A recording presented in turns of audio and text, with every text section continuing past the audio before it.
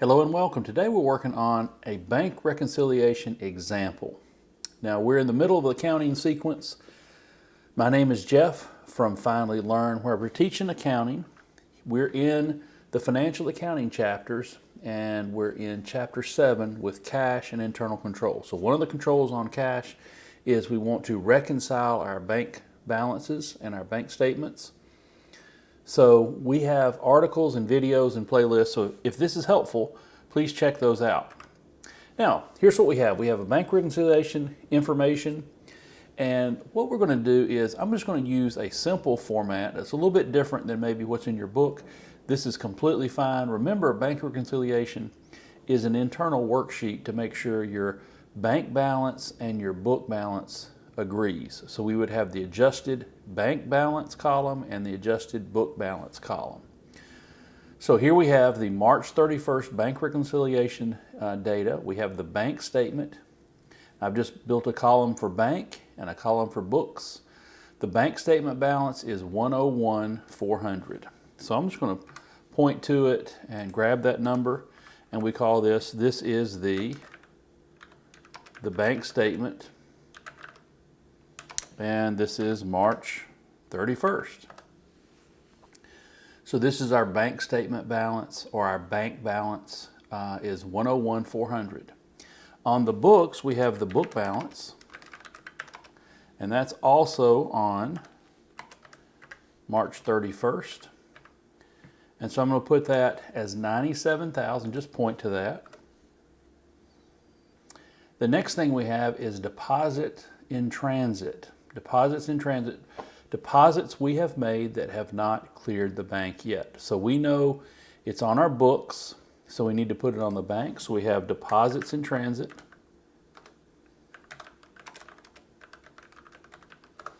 The deposits in transit would be $9,800. Now, is that going to increase the bank balance or decrease the bank balance? Well, that increases the bank balance because deposits make the account go up. All right, the next one is we have a check from the customer, Smith Company, returned as NSF. Now, what does that mean? The check that we received from Smith Company bounced, and it returned to us as a non-sufficient funds check. So this is a NSF check.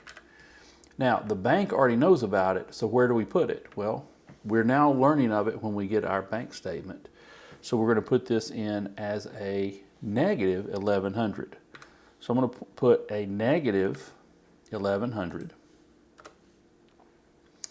Now the next line we have is outstanding checks.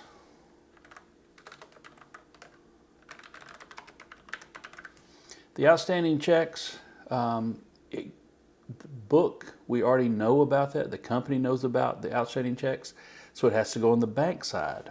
So we'll say outstanding checks in the amount of $15,200. Now this is going to be a negative. It's going to decrease our bank statement balance, our adjusted balance.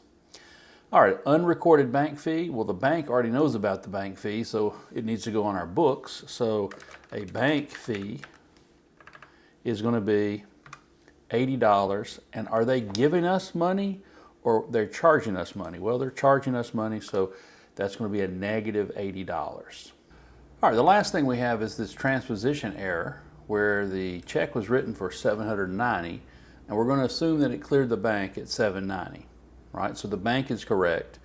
So we made an error where we recorded it on our books at $970. So what's the difference? Let's make $970 minus $790. Well, we've transposed the 7 and the 9 and the 9 and the 7. So we made a $180 error. Now here's the question. Do we need to add this 180 or do we need to subtract the 180? So let's just do an error. We wrote a check incorrectly. We know it goes on the book side.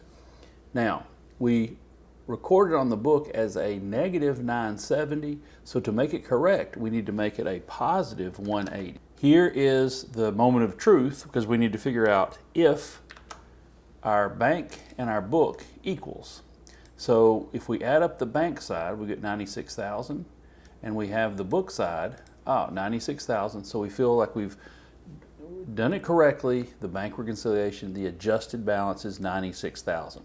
Now we have one more step. On the book side, we have 97,000 is the book balance, but we have just calculated the adjusted book balance is 96,000. So we need to make an adjusting entry.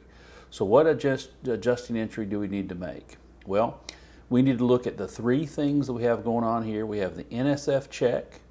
So we need to set up an accounts receivable for the Smith Company. Remember, they owe us the $1,100 because they gave us the check. It came through as an NSF check. It bounced. So they owe us that $1,100 again. So we set up the accounts receivable. The miscellaneous expense is for $80, the bank fee, and then the accounts payable is for the $180. Now think about the error we made. We wrote a check and we wrote off an accounts payable in the amount of $970, so we need to reverse that for the amount of $180. So the original entry would have been, we debit accounts payable, we credit cash $970. It should have only been for $790.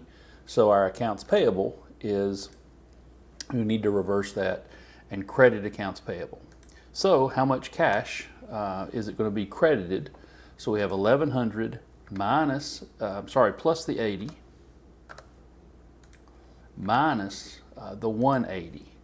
So we need to credit cash for 1,000. Now you can see this, I made it where it works out really evenly because this makes our book balance of 97,000 go down to 96,000 with a credit to cash. So here's our bank reconciliation where we have the bank adjusted balance is 96,000 and the book adjusted balance is 96,000. Hey, we got lots of videos in this chapter, so thanks for watching.